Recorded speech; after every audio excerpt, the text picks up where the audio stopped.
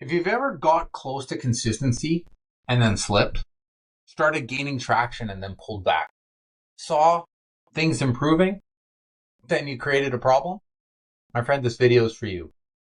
And by the end of the video, you're going to understand why you tend to mess things up right before progress happens, why this isn't weakness or laziness, and a simple shift that's going to stop the pattern.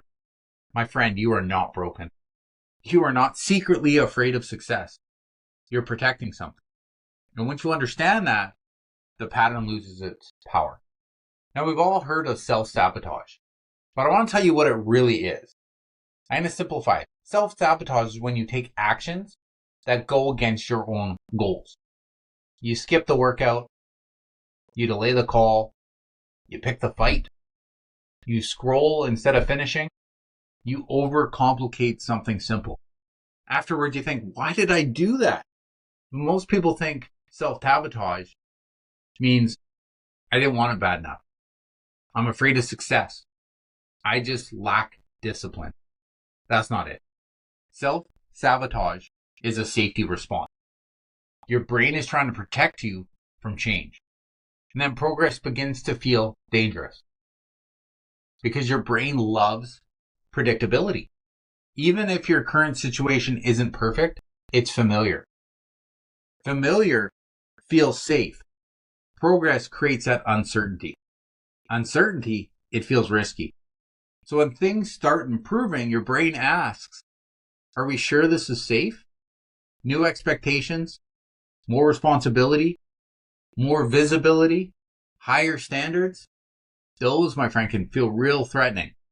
So your brain looks for ways to return back to normal. And sometimes that means pulling backward. Not because you want to fail, but because your brain wants stability. But here's a little deeper layer.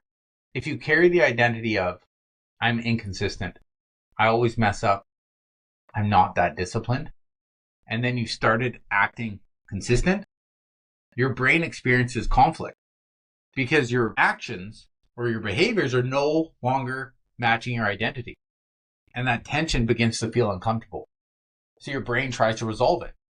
And it has two options. One, upgrade your identity. Or two, return to the old behavior.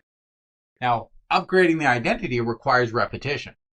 Returning to the old behavior requires one mistake. So which one is easier? One mistake. So you slip. The identity stays the same. That's not a weakness. That's an identity protection. But then willpower just makes it worse. When you notice self-sabotage, you usually respond with, I'll try harder. I won't let this happen again. I need more discipline. And then that increases your pressure. And then pressure, it activates your nervous system. And when stress rises, safety becomes more important than growth. So the cycle repeats.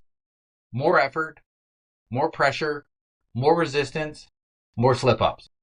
You can't force your way out of a safety response. You have to retrain it. So the real solution, my friend, is not intensity. It's identity reinforcement through small proof. Instead of asking, how do I stop sabotaging? Ask, what version of me am I rehearsing daily? If you rehearse quitting, you're strengthening quitting. If you rehearse finishing small things, you strengthen finishing. So here's the shift. Shrink the standard. If you normally push hard and burn out, reduce the load. If you normally overcommit, commit less.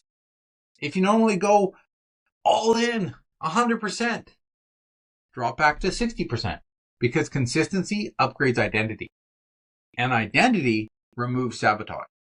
So here's a simple reset that you can use immediately to work on this. Step one is to catch the pattern.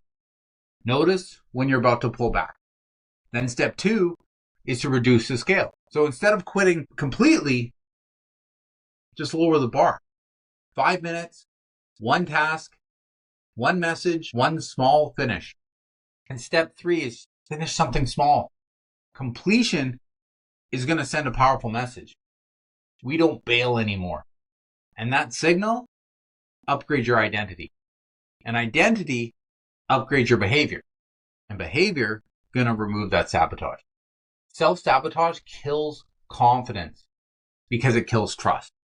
When you keep promises, even small ones, your brain relaxes. It stops bracing for collapse. Confidence, my friend, is not hype. It's predictability. If you become predictable to yourself, sabotage fades.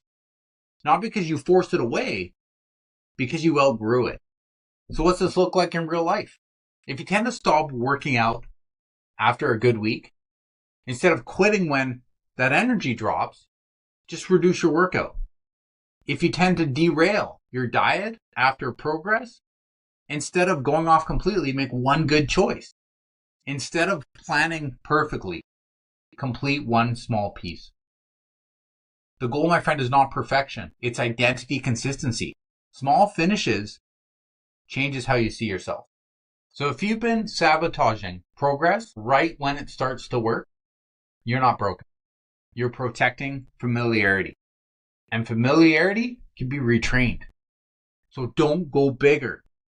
Go smaller. Finish something. Repeat it. Let your identity catch up.